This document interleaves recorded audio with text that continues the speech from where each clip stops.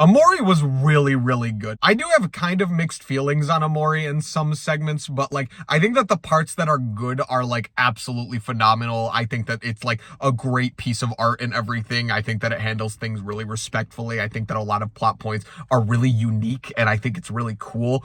I do have some issues with it though, and most of them kind of stem from the gameplay. While I do think the emotions mechanic is like really, really cool and it's handled really well and it's balanced pretty well, I do think that there are some segments of the game that are straight up tedious and I didn't enjoy my time in them. Like some parts in like Act 3, like the third part of the game, I don't know how else to describe it. It is just like, it wasn't fun. I didn't think the puzzles were that clever. I thought that it took very, very long for very, very little like cool interactions or just like story moments or anything. I just felt it was kind of like the NES gameplay section, but way slower. I don't like the combat enough that I would like spend hours doing it or I would replay the game, that's for sure. But like, I think that the story is obviously where it excels. That's why people love it so much. I think the aesthetic's really cool. I think like most games that look like that are really good games, obviously they use the pixel aesthetic actually very well.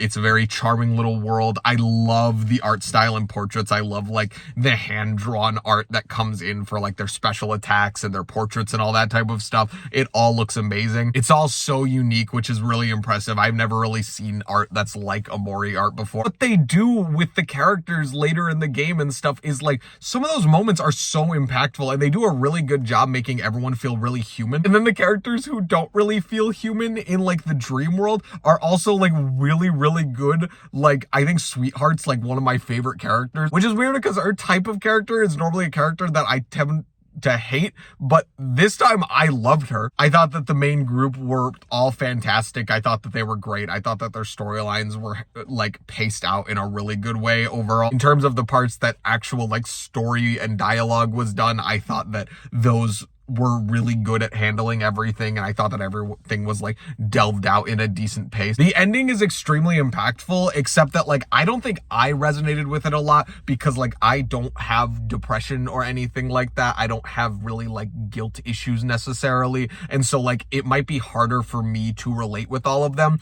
but I obviously can understand from an outside view that it deals with it in a very realistic way because I know a lot about those disorders and everything like that, and I know a lot about how that trauma can affect you. And so I understand that that was actually dealt in a very realistic manner. It just obviously didn't hit me as hard because I can't necessarily relate or sympathize with it. But I think quality of the actual story wise, it's a great, great game. I definitely don't hold it in low regards, but I definitely don't hold it in like the highest regards that other people have. I would recommend it to people and I'd be like, this is a really good game. It's a really good game, regardless of if you have like any sort of mental illness or anything. Just like it's a fun time no matter what. It's a beautiful piece of art and I think you should play it.